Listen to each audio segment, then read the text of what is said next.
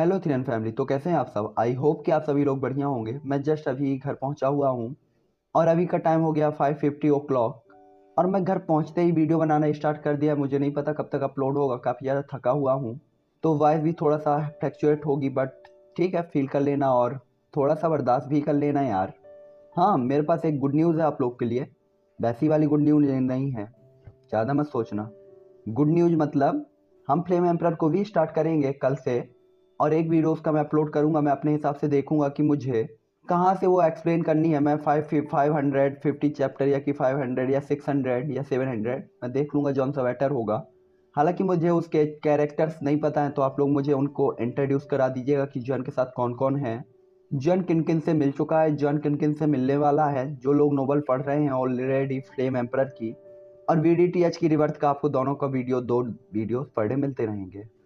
तो कैसी थी गुड न्यूज़? ऑब्वियसली अच्छी रही होगी। तो चलिए एपिसोड स्टार्ट करते हैं। पिछले एपिसोड में हम देखा था कि जॉन अल्केमिस्ट ग्रैंड मीटिंग जीत चुका था, मोडी को हरा के भगा दिया गया था। साथ ही साथ टकले गंजे से भी जॉन मिला था, जिसने जॉन को अल्केमिस्ट अलायंस के बारे में बताया था, जिसका जॉन को मोटा मोटा हिसाब लग गया था कि ये क्या चीज़ है। इसके बाद जॉन ओल्ड लुओ के रूम की तरफ चला जाता है, यहाँ की उनके घर की तरफ। फिर हमने देखा था कि जॉन एक गेट से अंदर इंटर होता है। तो ये एपिसोड जस्ट वहीं से स्टार्ट होता है, जहाँ पे जॉन जैसे ही गेट के अंदर इंटर होता है, इसके बाद हमें जॉन की ह्यूमन फिगर सीधा ही आसमान पे दिखाई देती है, जो कि आसमान में खड़ा हुआ उस हरे भरे जंगल को देख रहा था, जो कि जिनसेन स्प्रेड फॉरेस्ट होना चाहिए था, जहाँ पे जोयान कुछ महीनों पहले हेम्यू के साथ फाइट कर रहा था। जॉन वहां पे खड़ा हुआ स्माइल कर रहा था, क्योंकि जॉन ने वहां फील किया था कि यहाँ पे 32 स्प्रेड गार्ड्स भी हैं, जो कि काफी ज्यादा पावरफुल है। और साथ ही साथ सबसे ज्यादा वीकेस्ट गार्ड की पावर डाउडी लेवल पर पहुंच चुकी है। और अगर 32 डाउडी लेवल के वॉरियर्स एक साथ एशियन वर्ल्ड सिटी या की साउथ वेस्ट रीजन में निकल जाएं, तो ये पहले ही काफी ज्यादा पावरफुल लाइनअप था। यही सोच के जॉन को थोड़ा सा झटका भी लगता है। हालांकि ये सभी जिनसे स्प्रिट ट्राइब के स्प्रिट गार्ड थे। तभी जॉन को यह भी याद आता है कि ओल्ड लुए ने जॉन से कहा था कि वो बिनर बन के ही यहाँ पे आए, तो जॉन आज यहाँ पे बिनर बन के ही लौट के आया था। हालांकि जैसे ही जॉन वहां से जाने वाला होता है, तो आसपास के जो लोग होते हैं या कि जो स्प्रिट गार्ड होते हैं, वो बात करने लगते हैं कि क्या यही वो लड़का है जिसने ओल्ड हेम्यू को मार दिया था? ये तो मात्र 3 star half marshal emperor level का वॉरियर है, ये भला ऐसे कैसे कर सकता है? और वो ये आपस में ही बात कर रहे थे, लेकिन ये बातें जॉन के कान में पड़ जाती हैं, जिसके कारण जॉन थोड़ा सा हेल्पलेस फील करता है। और जैसे ही कुछ देखने के लिए मुड़ता है, तो वहां पे जॉन को एक ह्यूमन फिगर दिखती है, जो कि सीधा जियोयान की तरफ चलते हुए आ रहा था। और ये स्पिरिट गार्ड में से ही एक स्पिरिट गार्ड होता है, जिसका नाम होता है किंग फेंग, जो कि इन 32 गार्ड में से एक था। और साथ ही साथ आप इन्हें 32 गार्ड के 3 लीडर्स में से एक लीडर कह सकते थे, जो कि जिनसे स्प्रिट ट्राइब के लिए भी काफी ज्यादा इंपॉर्टेंट पर्सन था। वो दोनों यानी कि जोयान और वो बंदा जैसे ही एक दूसरे को देखते हैं, तो तुरंत ही स्माइल करने लगते हैं, क्योंकि जियोयान जब 3 दिन के लिए वहां रेस्ट के लिए रुका था, तब इन दोनों की काफी अच्छी बॉन्डिंग और फ्रेंडशिप हो चुकी थी। इसीलिए वो जैसे ही जियोयान को देखता है, तो कहता है, ब्रदर जियोयान, मैंने आपको 2 महीने से नहीं देखा। हालांकि आपका नाम हमारे स्पिरिट ट्राइब के अंदर हर कोई जान गया है, और ये जंगल की आग की तरह फैल गया है इन 2 महीनों में। हालांकि जियोयान भी समझ गया था ये किस बारे में बात कर रहा था, क्योंकि जियोयान ने हेम्यू को मारा था। हालांकि ऐसे ही वो थोड़ी देर तक बात करते हैं। इसके बाद किंग फैंग कहता है कि मुझे पता है कि ब्रदर आप यहाँ पर किस लिए आए हो, मुझे लगता है आप वो यहाँ पे ओल्ड लुओ को खोजने आए हैं, है ना? जिस पे जोयान अपना सिर हिला देता है। हालांकि जोयान यहाँ पे सिर्फ ओल्ड लुओ से मिलने नहीं आया था, यहाँ पे जोयान के खुद के भी कुछ रीजन थे। हालांकि तभी वो बंदा जोयान की तरफ देखते हुए कहता है कि मैं इसमें आपकी हेल्प नहीं कर सकता। यहाँ पे सभी तरफ ही मेरे स्पिरिट ट्रीज हैं, जो कि जिनसे स्पिरिट ट्रीज हैं, जिसके कारण आपको यहाँ पे थोड़ा सा प्रॉब्लम हो सकती है और प्रेशर भी फील होगा। हालांकि आप यहाँ पे एक एल्केमिस्ट हैं, लेकिन मुझे फिर भी लगता है कि ओल्ड लुओ को ढूंढना आपके लिए काफी ज्यादा मुश्किल होने वाला है। किंग फैंग की बात को सुनकर जुआन थोड़ा सा हैरान होता है, लेकिन धीमे धीमे स्माइल करता है और कुछ भी नहीं कहता। और इसके बाद एक डायरेक्शन की तरफ आगे बढ़ने लगता है। जुआन को भी पता था कि स्पिरिट वर्ल्ड के अंदर कितनी ज्यादा प्रेशर और प्रॉब्लम होने वाली है, और अगर यहाँ पे कोई normal half star marshal emperor level का वॉरियर होता, तो उसके लिए तो यहाँ पे ट्रेवल करना भी काफी मुश्किल होता। बट जो यान यहाँ पे एक एल्केमिस्ट भी था, और उसकी स्पिरिचुअल पावर काफी ज्यादा हेल्पफुल थी उसके लिए। साथ ही साथ जो ने जब से हेम्यू की डुइकुई और स्पिरिचुअल पावर को रिफाइन करके एक्सेस किया था, तब से जोयान की पावर लगता है 3 रैंक के आसपास भी पहुंच चुकी थी। हालांकि ये जो स्पिरिट वर्ल्ड था वो थोड़ा सा मिस्टीरियस था, लेकिन जो है यहाँ पे फिर भी 1000 मील के आसपास के एरिया को कवर कर रहा था अपनी स्पिरिचुअल पावर से, और स्कैन करके देख सकता था कि ओल्ड वो कहाँ पर हैं। जोयान यहाँ पे अपनी स्पिरिचुअल पावर की हेल्प से ओल्ड लुओ को तो ढूंढ ही लेता है, साथ ही साथ जोयान यहाँ पे एक और ह्यूमन फिगर को फील करता है, जिसे देखते ही जोयान अचानक से स्माइल करने लगता है। हालांकि किंग पेंग जैसे ही जॉन को उस डायरेक्शन पे जाते देखता है तो अचानक से स्माइल करने लगता है, क्योंकि उसे पता था कि वही ओल्ड डुओ की दिशा है। जिसके बाद वो कहता है ये साथी सच में कितना ज़्यादा मिस्टीरियस है, और इसके बाद वो जुआन के पीछे पीछे चलने लगता है। हालांकि उसे नहीं पता था कि जुआन क्या करने वाला है, लेकिन वो पहले ही हैरान था कि जुआन ने आखिरकार ओल्ड डुओ के ठिकाने को कैसे खोज लिया। कुछ देर तक चलने के बाद आखिरकार वहां पे एक छोटा सा लकड़ी का घर दिखाई देता है, जो कि आसपास से ग्रीन कलर की फॉग से घिरा हुआ था। साथ ही साथ उसी घर के बाहर एक ग्रीन कलर का पत्थर रखा हुआ था, जिस पे कुछ घास भी थी, और उसके ऊपर चाय के कुछ कप भी रखे हुए थे, जिसमें चाय भी रखी हुई थी। ऐसा लग रहा था कि यहाँ पे कोई रहता है। साथ ही साथ उस मेज के दोनों ही तरफ दो ओल्ड मैन बैठे हुए थे, जो कि अपनी अपनी चाय को स्माइल के साथ पी रहे थे। तभी वो जोयान की तरफ देखते हैं। वो दोनों ही ओल्ड मैन अपने सामने एक व्हाइट कलर के कपड़े पहने हुए ह्यूमन फिगर को देखते हैं, जिसके बाद उससे पूछते हैं कि क्या आप उस चीज को रिफाइन करने के लिए रेडी हैं। ये सुनते ही वो व्हाइट कलर के कपड़े पहने हुए ह्यूमन फिगर तुरंत ही अपना हाथ आगे की तरफ बढ़ा देता है, जिसके बाद उसके हाथ में एक क्रिस्टल जैसा एक जेट का पीस दिखाई देता है। वो क्रिस्टल जैसे ही उस यंग मैन के हाथ में साइन करता है तो तुरंत ही ओल्ड मैन देखकर अचानक ही स्माइल करते हुए कहता है ये सच में काफी अच्छा है। इसे हेवन इंपीरियर जेड एसेंस कहा जाता है, जो कि 3000 साल से भी ज्यादा पुराना है, और इसके साथ आप 2 साल के अंदर ही डाउडी क्लास के अंदर इंटर हो जाएंगे। आई थिंक ये सब व्हाइट कलर के कपड़े पहने हुए लड़के को लुओ जिन होना चाहिए, क्योंकि उसी के पास ये क्रिस्टल था जो कि जोयान ने उस वुल्फ से छीन के लुओ जिन को दिए थे। चलो देखते हैं आगे क्या होता है, आगे ही समझ में आएगा। हालांकि उस ओल्ड मैन से बात करते हुए व्हाइट कलर के कपड़े पहने हुए ह्यूमन फिगर कहती है कि आखिरकार ये क्या है, और इसके बाद वो अपने जेड एसेंस की सामने की किसी चीज के बारे में नोटिस करते हुए उनसे पूछता है। ये देखकर वो ओल्ड मैन कहता है कि मुझे लगता है ये हेवन इंपीरियर का डायमंड फ्लावर होना चाहिए, है ना? ऐसा लगता है कि यानजियो ने इसे पहले ही रिफाइन कर लिया है।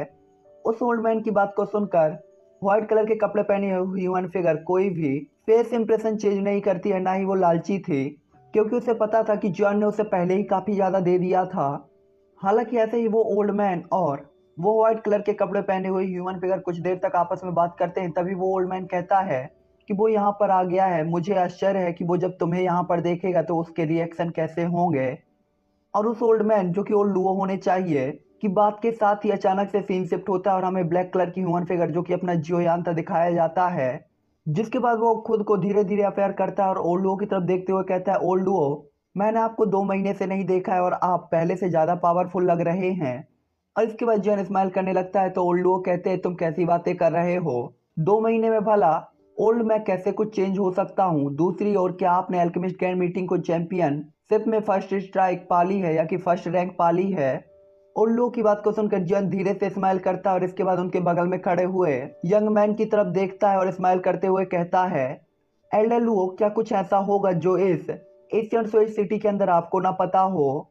ये सुनकर ओल्ड लुओ स्माइल करते हैं लेकिन ज्यादा कुछ नहीं कहते। तभी वो यंग ह्यूमन फिगर खड़ा होकर जोयान की तरफ देखता है और कहता है हाँ हाँ ब्रदर जियोयान, मुझे उम्मीद नहीं थी कि अल्केमिस्ट ग्रैंड मीटिंग में मिलने के बाद हम इतनी आसानी से और इतनी जल्दी दोबारा मिलेंगे। जिस पे जॉन कहता है हाँ हाँ आप सही कह रहे हैं, हालांकि मेरे दिल में एक क्वेश्चन है कि एल्डर लुओ और ब्रदर लुओ जिनके बीच में कोई रिलेशन होना चाहिए। जोयान की बात को सुनकर ओल्ड लुओ अचानक से स्माइल कर देते हैं, जबकि लुओ जिन भी काफी ज्यादा सरप्राइज हो जाता है। तभी जॉन उन दोनों के फेस इंप्रेशन देखकर कहता है जब मैं फर्स्ट टाइम आपके हिडन क्लाउड पवेलियन में आया था तब मैंने देखा था कि आपके पवेलियन के चारों तरफ डाउडी लेवल का एक बैरियर लगा हुआ है, जबकि पूरे ही एशियन स्वेज सिटी में इतना पावरफुल कोई भी नहीं था जो कि आपके यूनियन पवेलियन में इतना पावरफुल बैरियर क्रिएट कर पाए। आपके क्लाउड पवेलियन के अंदर सबसे पावरफुल एल्डर जुआन थे जो कि 8 star half marshal emperor level के वॉरियर हैं, इसीलिए मुझे लगा था। लूजिन जैसे ही जॉन की ये बात सुनता है तो वो तुरंत ही काफी ज्यादा सरप्राइज हो जाता है कि जॉन ने इस चीज को नोटिस किया था।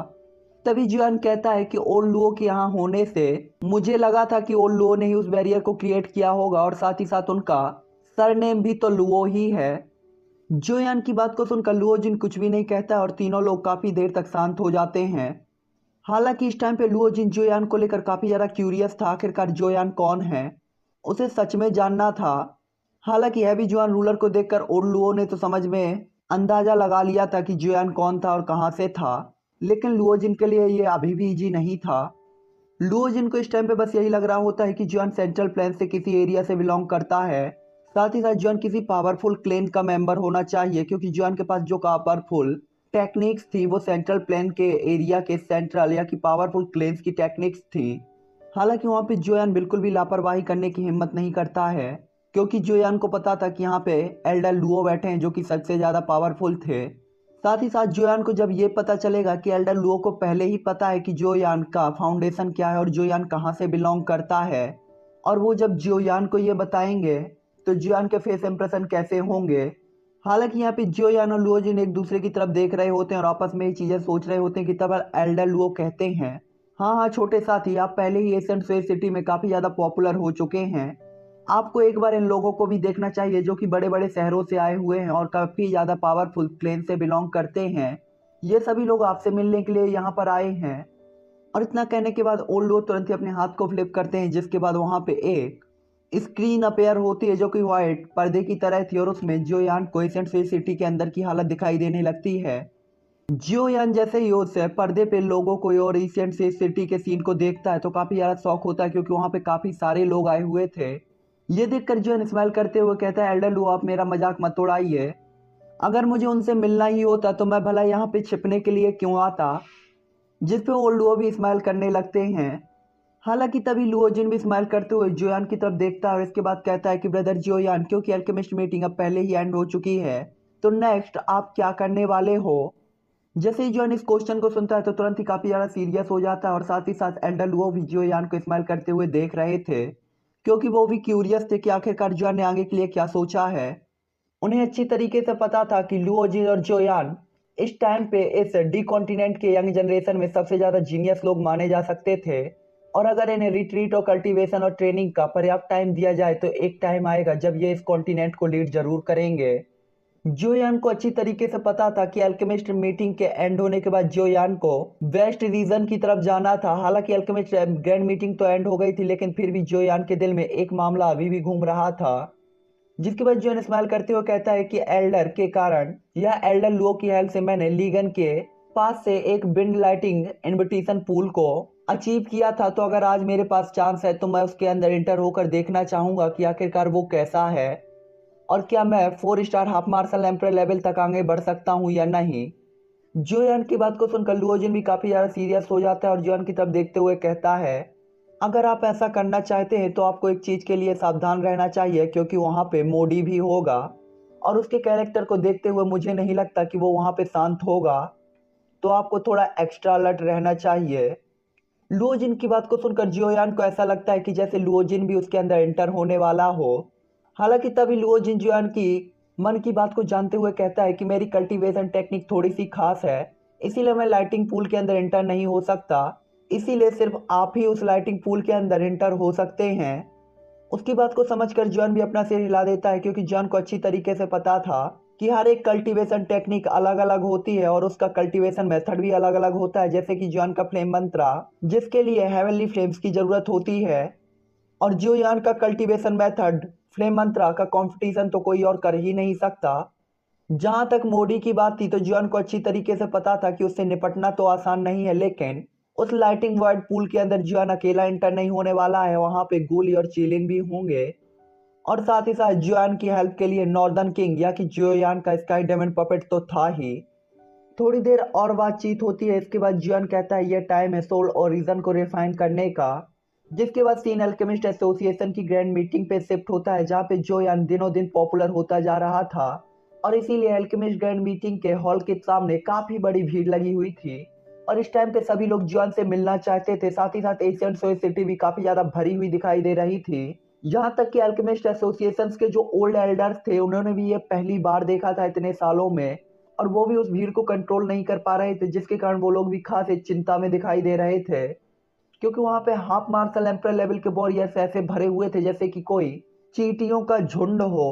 यहाँ पे एल्डर गुली और चिलिन भी काफी ज्यादा हेल्पलेस महसूस कर रहे होते हैं क्योंकि उन्हें पता था जोयान काफी दिन पहले ही अल्केमिस्ट एसोसिएशन को छोड़कर निकल गया है। लेकिन इतने सारे लोग फिर भी जोयान का यहाँ पे तब से वेट कर रहे थे। एल्डर गुली ने इन्हें बताया भी था कि जोयान यहाँ से जा चुका है, लेकिन फिर भी ये यहीं पे रुकने का मन बना के बैठे हुए थे और यहाँ से नहीं जाते हैं। यहाँ पे काफी सारे लोगों को यही लग रहा होता है कि एल्डर गुली उनसे झूठ कह रहा है। हालांकि यहाँ पे एल्डर गुली अपनी प्रॉब्लम के साथ काफी ज्यादा हेल्पलेस महसूस कर रहे थे, जबकि दूसरी ओर जोयान जो कि प्रेजेंट टाइम पे उस जिनसन फॉरेस्ट के अंदर अपने शांति से और चिल तरीके से कल्टीवेशन और रिट्रीट कर रहा होता है। एल्केमिस्ट ग्रैंड मीटिंग के बाद जोयान ने डीटीआर की पिल को जो रिफाइन किया था उसके कारण जोयान की पावर काफी ज्यादा डेड हो गई थी। और जोयान अपनी अच्छी हालत में इसलिए दिखाई दे रहा था क्योंकि जोयान ने डीटीआर की एक पिल को स्वेलो कर लिया था और ये पिल की ही एनर्जी थी। हालांकि जोयान की हेम्यू वाली स्टोरेज रिंग में डीटीआर की पिल की कोई भी कमी नहीं थी, लेकिन फिर भी मेडिसिनल पिल आखिरकार मेडिसिनल पिल ही है। साथ ही साथ जोयान को अच्छी तरीके से पता था कि वो पिल जिसे उसने स्वेलो किया था वो पूरी तरीके से रिफाइन नहीं हुई थी। इसीलिए इस कुछ दिनों के अंदर जोयान उस पिल को भी रिफाइन करना चाहता था और देखना चाहता था कि आखिरकार डीटीआर की पिल के इफेक्ट कैसे होते हैं, क्योंकि ये भी जोयान का फर्स्ट टाइम ही था जब उसने डीटीआर की पिल को रिफाइन किया था और सॉरी स्वेलो किया था।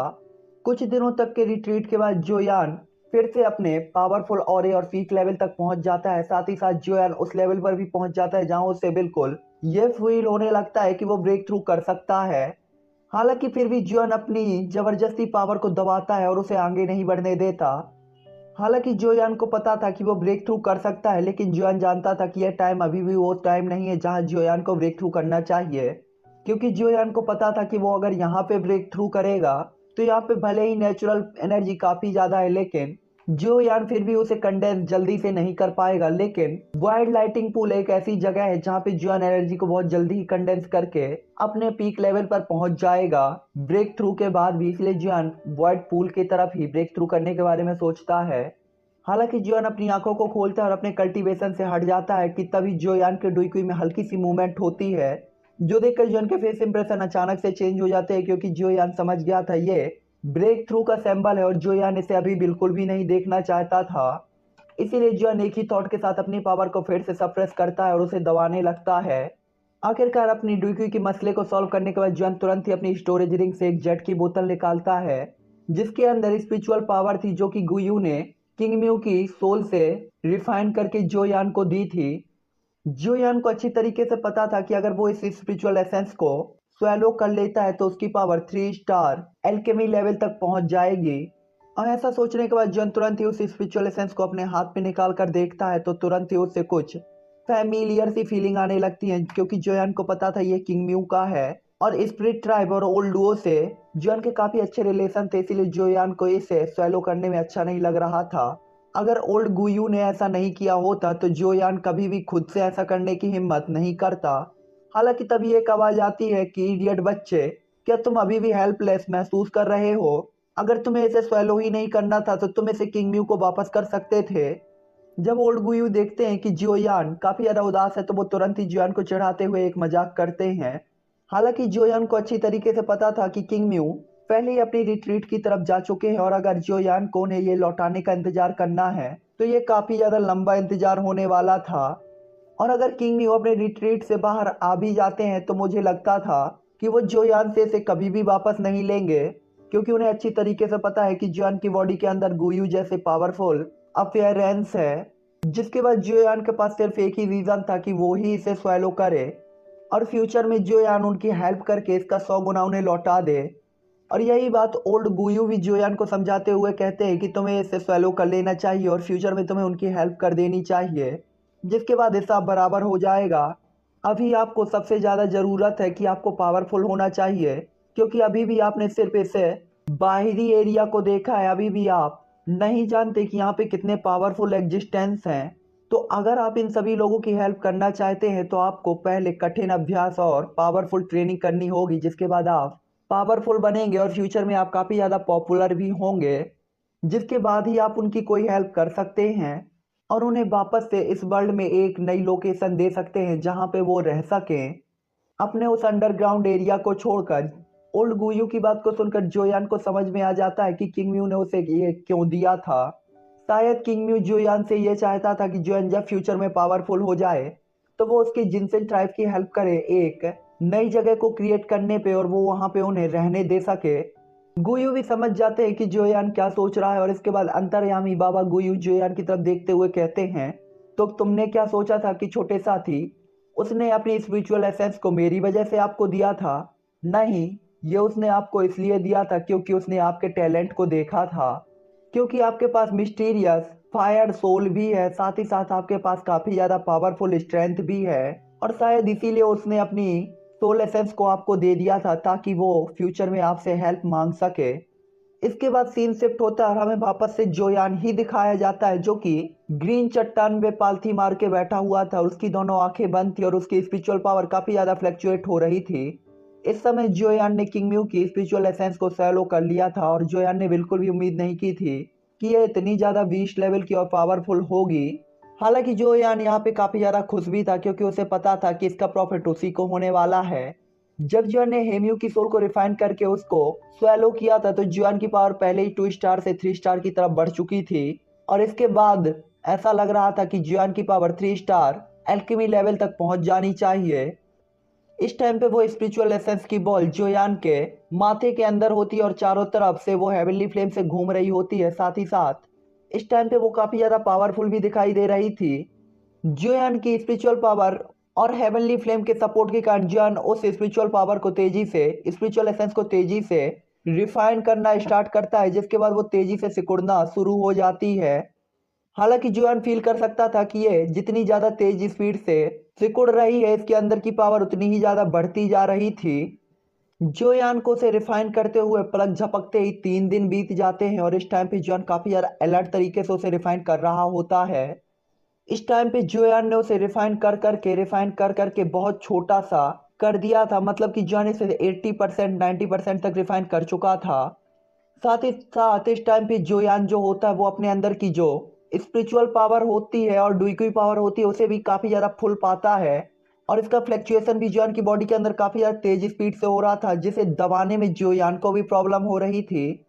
जोयान ने बिल्कुल भी नहीं सोचा था कि वो जब स्पिरिचुअल पावर को रिफाइन करेगा तो वास्तव में उसकी डुइकुई भी फ्लक्चुएट होना और फुल होना स्टार्ट हो जाएगी। इसीलिए जोयान के पास यहाँ पे ब्रेक लेने के अलावा और कोई ऑप्शन नहीं था, क्योंकि जोयान को अच्छी तरीके से पता था कि ये उसके अंदर की बॉडी के अंदर की पावर जो कि बढ़ती जा रही वो एक गुब्बारे की तरह है और अगर ये इसी तरीके से बढ़ती रही तो एक टाइम के बाद ये ब्लास्ट हो जाएगा, जिसके रिजल्ट से जोयान की डेथ तो नहीं होगी लेकिन ये कुछ ऐसा था जिसे जोयान बिल्कुल भी फेस नहीं करना चाहता था। जोयान को अच्छी तरीके से पता था कि अगर उसे इस चीज को रोकना है तो सबसे पहले अपनी पावर को थोड़ा यूज करना होगा, जिसके बाद जोयान तुरंत ही अपनी आंखों को खोलता है और उससे 2 एनर्जी पिलर तुरंत ही बाहर की तरफ निकलते हैं। उन लाइट पिलर के निकल जाने के बाद भी जोयान को लगता है कि अभी भी ये काफी नहीं थे, जिसके बाद जोयान अपनी डुइकुई को एक बार फिर से फ्लक्चुएट करके घुमाता है और एक पावरफुल डुइकुई पिलर को क्रिएट करके तेजी से अटैक कर देता है आसमान की तरफ। हालांकि जोयान का ये डुइकुई पिलर जो कि 1 लाख फीट ऊंचा और पावरफुल था, देख कर उसे जिनसे ट्राइब के लोग भी काफी ज्यादा टेंशन में आ जाते हैं क्योंकि वो सब सिर्फ उस डुइकुई पिलर को ही देख सकते थे जो कि इतना ज्यादा पावरफुल दिख रहा था कि वो किसी भी चीज को डिस्ट्रॉय कर सकता था। हालांकि वो उनके सामने ही किसी अलग ही जगह में एंटर हो जाता है और देखते देखते उनकी आंखों के सामने गायब हो जाता है। हालांकि वो सभी लोग जोयान को देखने के लिए जाना चाहते थे कि तभी एक आवाज आती है कि छोटा साथी बस अपने डू स्किल्स को यूज कर रहा है, वहां पे देखने के लिए क्या है, इसीलिए आप सभी लोगों को पीछे हटना चाहिए। स्प्रिट ट्राइब के वो मेंबर उन लोगों की बात को जैसे ही सुनते हैं तो वो बेमन तरीके से उनकी बात को एक्सेप्ट करते हैं क्योंकि आखिरकार ये बात ओल्ड लुओ ने कही थी। हालांकि यहाँ पे ओल्ड लुओ जब जोयान के ओर से लाइट पिलर को उन्होंने देखा था तो वो भी थोड़ा सा शॉक थे। हालांकि उन्हें अच्छी तरीके से पता था कि अटैक उनके लिए तो कुछ भी नहीं है लेकिन हाफ मार्शल एम्पर लेवल के वॉरियर्स के लिए ये काफी बड़ा झटका माना जा सकता था। इसीलिए वो कहते हैं ये छोटा साथी कोई आश्चर्य नहीं है कि वो अपने से पावरफुल लोगों से फाइट करने में कैपेबल है। साथ ही साथ इसकी स्पीड टाइप डुइक्यू मेथड भी कुछ ऐसी है जिसका सामना मैं भी नहीं कर सकता। इसके बाद ओल्ड वो तुरंत ही जोयान को स्कैन करते हैं तो वो पाते हैं कि जोयान ब्रेक थ्रू के लेवल तक पहुंच चुका है, लेकिन वो अभी भी अपनी डुइक्यू को दबा रहा था और साथ ही साथ अपनी डुइक्यू को यूज कर रहा था, जिसे देखकर ऐसा लग रहा था कि जोयान अभी ब्रेक थ्रू नहीं करना चाहता है। जिसके बाद वो जोयान की तरफ देखते हुए कहते हैं कि ये छोटा साथी कितना ज्यादा मिस्टीरियस है, अगर यहाँ पे कोई और होता तो वो अपने ब्रेक थ्रू के लिए पागल हो जाता और ब्रेक थ्रू करने की पूरी कोशिश करता, जबकि ये तो रोक रहा है और खुद ब्रेक थ्रू कर ही नहीं रहा। ओल्ड वो जोयान की बॉडी को स्कैन करके समझ गए थे कि जोयान की बॉडी में क्या हलचल चल रही है, और साथ ही साथ उन्हें यह भी पता था कि जोयान इस टाइम पे ब्रेक थ्रू नहीं करना चाहता है, बल्कि वो एक सही जगह देखना चाहता है जहां पे वो अपने आप को ब्रेक थ्रू के लेवल पर ले जा सके, जिसके बाद ब्रेक थ्रू के साथ उसे काफ़ी ज़्यादा प्रॉफिट हो। साथ ही साथ उन लोगों ने तुरंत ही अंदाजा भी लगा लिया था कि जोयान शायद एशियन वर्ल्ड पूल का इंतजार कर रहा था। हालांकि तभी उन लोग जोयान की स्पिरिचुअल पावर को देखकर समझ जाते हैं कि जोयान लगता है स्पिरिचुअल एसेंस को भी रिफाइन कर रहा है। पलक झपकते ही 5 दिन बीत चुके होते हैं और जोयान की स्पिरिचुअल पावर अब तक काफ़ी ज़्यादा पावरफुल हो गई थी, जिसे कि 2 स्टार के पीक लेवल तक कहा जा सकता था। आखिरकार उस स्पिरिचुअल एसेंस को पूरी तरीके से रिफाइन करने के बाद जोयान अपनी आंखों को खोलता है, जो कि 5 दिनों से बंद थी। जोयान को आंख खोलते ही ओल्ड गुयू भी कहते हैं, बुरा नहीं है छोटे साथी, तुम्हारी स्पिरिचुअल पावर पहले ही दी स्टेट की पीक लेवल तक पहुंच चुकी है, जो कि पहले ही काफी ज्यादा अच्छा है और आप अपने ही लेवल के किसी भी अल्केमिस्ट को हराने के लिए इसका यूज कर सकते हैं। इस टाइम पे गुयू भी जोयान की काफी ज्यादा तारीफ कर रहे थे, क्योंकि उन्होंने देखा था कि जोयान जब से इस स्पिरिट फॉरेस्ट में आया है तो जोयान को काफी ज्यादा प्रॉफिट हुआ था, न केवल उसकी पावर हीम्यू को मारने के बाद 3 star half marshal emperor level के पीक लेवल तक पहुंच गई थी, और वो तो जोयान ब्रेक थ्रू नहीं करना चाहता था, वरना 4 स्टार हाफ मार्शल एम्पर होता जोयान, बल्कि उसकी स्पिरिचुअल पावर भी एडवांस डी स्टेट या कि पीक लेवल डी स्टेट पर पहुंच चुकी थी, जो स्पीड सच में काफी ज्यादा थी। ओल्ड गुयू की बात को सुनकर जियोयान के फेस इंप्रेशन अचानक ही चेंज हो जाते हैं, जिसके बाद जियोन अपनी मुट्ठी को कसते हुए कहता है, एडवांस डी स्टेट, तो क्या अब मैं एक सोल बीट को क्रिएट कर सकता हूँ?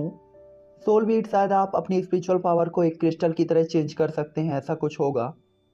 कुछ टाइम तक सोचने के बाद जियोयान, जैसे कि सब कुछ कर लेने के बाद अब खड़ा होकर जाना चाहिए था, तुरंत ही अपनी आंखों को फिर से बंद करके रिट्रीट में चला जाता है, जिसके बाद जोयान अपने आप को स्पिरिचुअल वर्ल्ड में पाता है, जो कि उसका ही स्पिरिचुअल वर्ल्ड था, जहां पे जोयान की स्पिरिचुअल पावर समुद्र की तरह फैली हुई थी। गुयू जोयान की तरफ काफी ज्यादा सरप्राइजिंग तरीके से चिल्लाते हैं, क्योंकि उन्होंने बिल्कुल भी उम्मीद नहीं की थी कि जोयान इतना ज्यादा बोल्ड होगा कि अपनी स्पिरिचुअल पावर को डी स्टेट पर पहुंचाने के बाद वो तुरंत ही एक सोल बीट को क्रिएट करने के लिए लग जाएगा। उन्होंने कभी भी नहीं सोचा था कि यह छोटा साथी इतना ज्यादा लापरवाह और ब्रेव होगा। हालांकि सोल्ड बीट बन जाने के बाद जोयान की पावर तो बढ़ ही जाएगी, लेकिन इसमें काफी सारे खतरे भी थे, जिसे जोयान को पता होना चाहिए था, क्योंकि इसके अंदर के खतरे ऐसे बिल्कुल भी नहीं थे जिसे कोई भी नॉर्मल ह्यूमन बर्दाश्त कर सकता हो। साथ ही साथ ओल्ड गुयू के लिए भी यह फर्स्ट टाइम ही था जब वो किसी एडवांस डी स्टेट के स्पिरिचुअल पावर के साथ सोल्ड बीट को बनते हुए देख रहे थे। सोल बीट को बनाना कहने के लिए तो काफी ज्यादा आसान था, लेकिन जब इसे परफॉर्म किया जाता था तो ये उतना ही ज्यादा कठिन लगता था, क्योंकि सोल बीट को क्रिएट करना न केवल एल्केमिस्ट की स्पिरिचुअल पावर का रिजल्ट होता था, बल्कि ये उसके पेशेंस की का भी टेस्ट होता था कि वो कितना ज्यादा पेशेंस रख सकता है। जब तक कोई एल्केमिस्ट अपनी स्पिरिचुअल पावर पर ट्रस्ट रख सकता है, तब तक वो सोल बीट को भी क्रिएट करने में कैपेबल हो सकता है। हालांकि ये काफी ज्यादा कठिन होता है, और बस यही एक रीजन था कि रैंक 2 के एल्केमिस्ट कभी भी सोल बीट को नहीं बना पाए थे, और रैंक 3 पर पहुंचने के बाद ही लोग इसे कर पाते थे, क्योंकि उस टाइम पे उन्हें अपनी स्पिरिचुअल पावर के अंदर काफी ज्यादा कंट्रोल मिल जाता था। हालांकि इसमें प्रॉब्लम थी, लेकिन जियान पहले ही अपना मन बना चुका था, जिसके बाद हमें जियान अपने स्पिरिचुअल वर्ल्ड में दिखाई देता है, और वो अपनी स्पिरिचुअल पावर को धीरे धीरे कंडेंस कर रहा होता है। हालांकि कंडेंस करने का पहला स्टेप काफी ज्यादा इजी था, और जियान ने तुरंत ही अपने स्पिरिचुअल पावर को कंडेंस कर लिया था। हालांकि जियान की स्पिरिचुअल पावर एक साथ होते ही कंडेंस होते ही जियान के लिए ये प्रॉब्लम भी बनने वाली थी, क्योंकि उसके अंदर की पावर तेजी से बढ़ने वाली थी, और साथ ही साथ अगर जियान इसे बर्दाश्त नहीं कर पाता तो जियान को काफी ज्यादा बैकलेस होगा, जिसके बाद जियान अपनी काफी सारी स्पिरिचुअल पावर को खो भी सकता था। हालांकि जैसे जैसे जियान की स्पिरिचुअल पावर कंडेंस होती जा रही थी, जियान के स्पिरिचुअल वर्ल्ड के अंदर एक व्हाइट कलर का क्रिस्टल भी क्रिएट होता जा रहा था, जो कि जियान का स्पिरिचुअल क्रिस्टल होने वाला था। हालांकि जियान उस क्रिस्टल के अंदर की पावर को भी फील कर सकता था, जो कि काफी ज्यादा थी, जिसके कारण जियान की पूरी ही बॉडी प्रेशर फील कर रही होती है। जैसे जैसे टाइम बीतता जाता है और जियान का वो क्रिस्टल जैसे जैसे पावरफुल होता है, तो जियान का पेन भी बढ़ने लगता है। इस टाइम पे जियान को ऐसा लग रहा था कि जैसे उसकी बॉडी में सुई चुभ रही हो और हड्डियां टूट रही हो।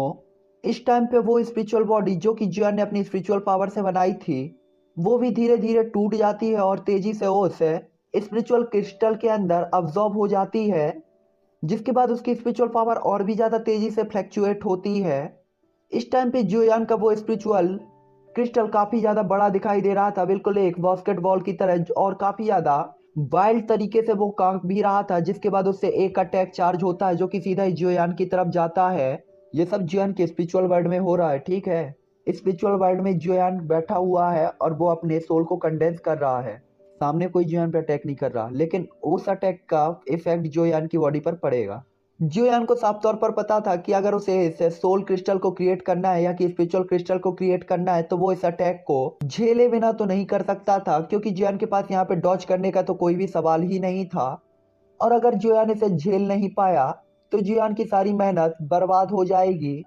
इस टाइम पे जियोयान बस यही सोच रहा होता है कि उसके सामने उसके ऊपर उसकी ही स्पिरिचुअल पावर हावी होती जा रही है, और एक दिन ऐसा भी आएगा कि जिस दिन जियोयान को, जिसे अपनी स्पिरिचुअल पावर पर इतना ज्यादा प्राउड होता था, उसी के अटैक का सामना करना पड़ेगा और उसी के सामने जियोयान इतना ज्यादा वीक फील करेगा।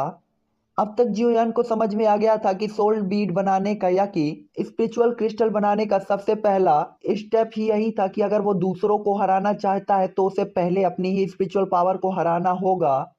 हालांकि जियोयान यहाँ पे ये सब सोच ही रहा होता है कि तभी वो स्पिरिचुअल अटैक जियोयान के जस्ट सामने आ जाता है, और इसके बाद जियोयान की स्पिरिचुअल बॉडी पर एक ब्लास्ट होता है, जिसके कारण जियोयान को काफी ज्यादा पेन हो रहा होता है और जियोयान की बॉडी इल्यूजनरी होती जा रही होती है। इस टाइम पे जियोयान को अपने हार्ट में पेन हुआ था, मतलब दिल से दर्द हुआ था। जियोयान अपने ही स्पिरिचुअल पावर के एक भी अटैक को झेलने में कैपेबल नहीं था, और इस टाइम पे जियोयान को ऐसा लग रहा था कि जैसे उसकी फिजिकल बॉडी में खून की उल्टियां होने वाली हो उसे। इस टाइम पे जियोयान का दम घुट रहा होता है, क्योंकि उसकी बॉडी उसके इंस्ट्रक्शंस को फॉलो कर ही नहीं रही होती, क्योंकि जियोयान की स्पिरिचुअल पावर पहले ही उसकी बॉडी से गायब हो गई थी और जियोयान इस टाइम पे बस एक चलती फिरती लाश की तरह ही दिखाई दे रहा था। साथ ही साथ जियोयान ने इस टाइम पे काफी ज्यादा करीब से मौत को फील किया था। तभी अचानक एक वॉइस आती है कि ये बच्चा कितना ज्यादा लापरवाह है, और ये वॉइस ऑब्वियसली ओल्ड गुयू की थी, जो कि जियोयान को इस हालत में देखकर थोड़ा सा उदास हो जाते हैं, और इसके बाद उनकी पावरफुल स्पिरिचुअल पावर तुरंत ही जियोयान की बॉडी के अंदर फैलने लगती है, और वो स्पिरिचुअल पावर जो कि स्पिरिचुअल क्रिस्टल ने यूज की थी उसे तेजी से रोकना स्टार्ट कर देती है। इस मूवमेंट पे ही जियोयान थोड़ा सा अपने आप को रिलैक्स फील करता है और ऐसा फील करता है कि वो अभी भी जिंदा है। तभी जियोयान को एक आवाज सुनाई देती है कि मैं अभी तो तुम्हें बचा सकता हूँ, लेकिन मैं हमेशा तुम्हारी रक्षा नहीं कर सकता।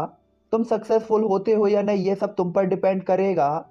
जैसे ही जियोयान की बॉडी के अंदर से उस स्पिरिचुअल प्रेशर को हटा दिया गया था तो जियोयान इस टाइम पे काफी ज्यादा हल्का फील कर रहा था, और जैसे ही उसने गुयू की आवाज को सुना तो जियोयान अपने दिल में थोड़ा सा हैरान भी फील कर रहा था।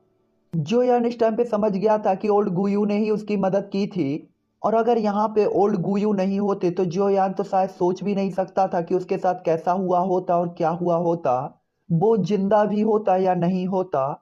इसीलिए जियोयान तुरंत ही अपने दिल ही दिल में ओल्ड गुयू को थैंक यू कहता है। साथ ही साथ जियोयान को अच्छे से पता था कि इस टाइम पे उसे अपना सारा ध्यान उस स्पिरिचुअल क्रिस्टल को क्रिएट करने में लगाना चाहिए, क्योंकि जियोयान को पता था जब तक वो लास्ट तक सरवाइव कर सकता है तो वो सोल क्रिस्टल को क्रिएट कर पाएगा। तो चलिए ये एपिसोड मैं यहीं पर एंड करता हूँ और मैं इसे अपलोड कर देता हूँ ताकि आप लोग इसे देख सकें, और इसके बाद मैं नेक्स्ट एपिसोड बनाने के लिए थोड़ा देर से बैठूंगा, क्योंकि मैंने बिल्कुल भी रिलैक्स नहीं किया तो रिलैक्स भी बनता है। आई होप कि आप लोग को ये वीडियो काफ़ी ज़्यादा पसंद आएगा, और मैंने ज़्यादा से ज़्यादा चैप्टर एक्सप्लेन करने की कोशिश भी की है। हाँ, मैं कट नहीं कर पाया इस चीज़ में, क्योंकि ये सारे ही चीज़ें काफ़ी इंटरेस्टिंग लग रही थी मुझे। और आप लोग हाँ, फ्लेम एम्परर के बारे में मुझे बताइएगा कि आप लोग को कैसा लग रहा है फ्लेम एम्परर एक्सप्लेन करना, करूँ कि ना करूँ। जो भी आप लोग की विशेष होंगी मैं उसी को एक्सेप्ट करूँगा गाइज, क्योंकि मैं क्या कर सकता हूँ, मेरी कोई मर्जी थोड़ी चलती है। यहाँ जो चलता है वो आप सभी लोगों का ऑर्डर चलता है, तो चलाओ। मैं पहला ऐसा यूट्यूबर हूँ जो आपकी सुनता हूँ, वरना बाकी सभी लोग तो सिर्फ सुनाते हैं। तो चलो सुनाओ आप लोग क्या सुनाना चाहते हो, और मैं नेक्स्ट वीडियो पे आपको मिलूंगा। तो ओके, बाय।